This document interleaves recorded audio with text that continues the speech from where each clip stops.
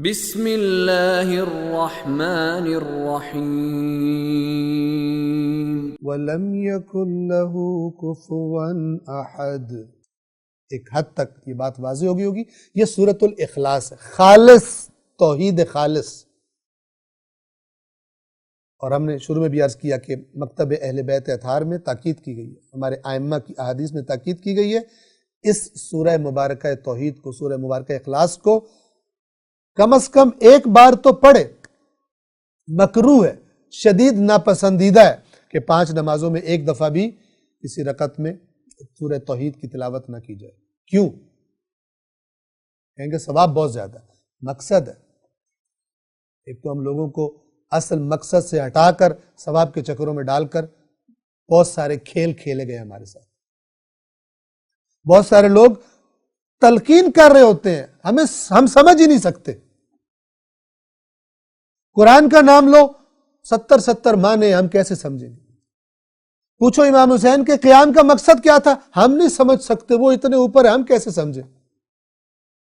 یہ کیا کہہ رہا ہوتا ہے؟ جو میں کہہ رہا ہوں اس کے پیچھے چلو، نہ تم اللہ نے جن کو تمہاری ہدایت کے لیے بھیجا تھا انہیں بھی تم نہیں سمجھ سکتے، بس فارغ ہو۔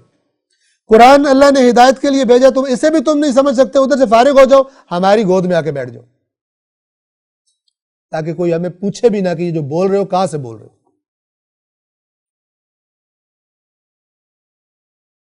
ٹھنڈے دماغ سے، ٹھنڈی سوچ سے انسان غور کرے، توجہ کرے۔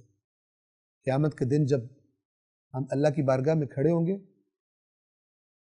وہ پوچھے گا، اگر ہم اس کو جواب دیں گے وہ پوچھے گا تم نے یہ کام کیوں کیا؟ ہم کہیں گے ہمیں تو فلان نے کہا تھا۔ اللہ کہے گا تمہارے پاس عقل نہیں تھی، میں نے تمہیں عقل نہیں دی۔ یہ جو قرآن بار بار کہتا ہے نا افلا تعقلون، افلا تعقلون، کیا یہ عقل استعمال نہیں کرتے تم؟ کیا تم عقل استعمال نہیں کرتے؟ قیامت کے دن پوچھے گا کہ تمہیں عقل نہیں دی تھی، کیوں استعمال نہیں کی؟ آپ کو پتہ ہے جس کی عقل ٹھیک نہ ہو اس سے قلم اٹھا لیا جاتا ہے، اس پہ کوئی پکڑ نہیں ہے، کوئی گرفت نہیں ہے۔ جو گرفت اور پکڑ ہے وہ عقل پر ہے، جو عقل کا استعمال چھوڑ دو۔ بعض لوگ کیا کرتے ہیں، دنیا میں بڑے عقل مند ہو، دین کے بارے میں گائے کی طرح ہوتے ہیں، عقل استعمال نہیں کرتے، کہتے ہیں بڑی معرفت ہے ہمیں، دین میں معرفت ہے، دنیا میں نہیں معرفت، دنیا میں عقل استعمال کرتے ہیں۔ اگر کہیں پیسہ انویسٹ کرنا ہو، کہیں کچھ کرنا ہو، بڑے تیز باریک بین 10 بندوں سے مشورہ کر کے، 10 کتابیں چیک کر کے، ساری لیٹسٹ انفارمیشن لے کے تب آگے بڑھیں گے۔ کہتے ہیں بڑا سمجھدار ہوں، دین میں گائے بن جاتے ہیں۔ کیوں؟ اس کی ایک جڑ ہوتی ہے، یہ جانے نہیں چاہتے اس طرف۔ کیوں؟ کیونکہ انہوں نے جو اپنی اس سو کالڈ معرفت کی بیس پر جو سابقہ زندگی بنائی ہے اور جو الٹے سیدھے کام کیے ہیں وہ خطرے میں پڑ جاتے، ان کو نہیں چھوڑنا چاہتے۔ تو پھر مسیحیوں نے کیا کہ حضرت عیسیٰ کے کھاتے میں ڈال دیا، ہم جو بھی کریں گے حضرت عیسیٰ معاف کروا لیں گے، ہمیں بڑی معرفت ہے۔ یہ سب چیزیں آپس میں لنکڈ ہیں، یہ تاریں ساری آپس میں ملی ہوئی ہیں۔ دین کے بارے میں کہنا کہ یہ عقل کی بات نہیں ہے، یہ معرفت کی ہے، اور یہ بڑے اسرار ہیں، اور یہ بڑے فلان ہیں۔ کوئی سر، کوئی اسرار ایسے نہیں ہو سکتے جو خلاف قرآن ہو، ورنہ نعوذ باللہ من ذالک اللہ تعالیٰ نے خود اپنے بندوں کو گمراہ کیا، اور اللہ نے اور اللہ کے ان نمائندوں نے گویا کہ خود ایسی باتیں کر گئے جس سے بندے گمراہ ہو جائیں۔ وہ ایسی باتیں نہیں کر رہے، وہ پاک ہے ایسی باتوں سے، وہ ایسی باتیں کریں کہ قرآن میں اور لکھا ہو اور اسرار وہ کچھ اور بتا جائیں۔ مثال کے طور پر جھوٹ ہے، خلاف قرآن اگر اسرار کے نام پہ کوئی بات کی جاتی ہے غلو ہے وہ، اور یہ الفاظ اس لیے استعمال کیے جاتے ہیں تاکہ اگلا بندہ پریشر میں آ جائے، اپنی عقیدت کی وجہ سے، اپنی محبت کی وجہ سے پریشر میں آ جائے، عقل اس کی کام نہ کرے، رک جائے، ڈر جائے کہ کہیں میں غلط نہ کر بیٹھوں۔ لیکن قرآن افلا تعقلون، افلا تعقلون، یہ جو رسول اللہ قیامت کے دن شکایت کریں گے یا اللہ یہ میری امت نے، میری قوم نے قرآن کو چھوڑ دیا تھا، تو ہم کیا جواب دیں گے؟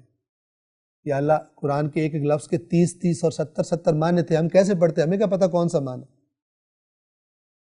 اللہ چپ کر جائے گا، اور اللہ تعالیٰ رسول پاک سے کہے گا آپ نے غلط شکایت کر دی ہے، اس قرآن کی تو سمجھ ہی نہیں آتی تھی۔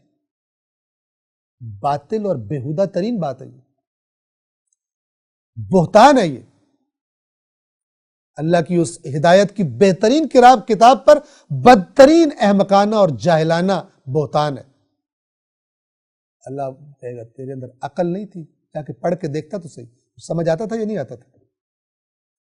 اس کے بعد تو مجھ پر بہتان باندھتا کہ میں نے اپنی تا قیامت، رسول اللہ کے بعد تا قیامت انسانیت کے لیے جس کتاب کو میں ہدایت کہہ رہا ہوں، وہ کتاب میں نے ایسی بنائی جو سمجھ میں نہیں آتی تھی۔ عقل ہے تیرے میں؟ تم میں سے کوئی تھوڑا سا پڑھا لکھا ہوا کوئی کتاب لکھے لوگوں کے لیے، وہ کوشش کرے گا جن کے لیے لکھ رہا ہوں ان کو سمجھ میں آئے۔ مجھے اتنا بھی پتہ نہیں تھا، اتنی بےہودہ بات اور بہتان تم میرے اوپر باندھتے تھے کہ میں نے یہ قرآن دیا جو سمجھ میں ہی نہیں آتا۔ کیا جواب دیں گے؟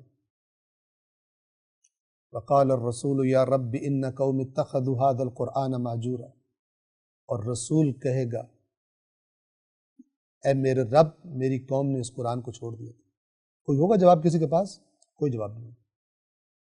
صرف وہ بچے گا جس نے اپنے آپ کو قرآن مجید سے مربوط کر کے رکھا ہے۔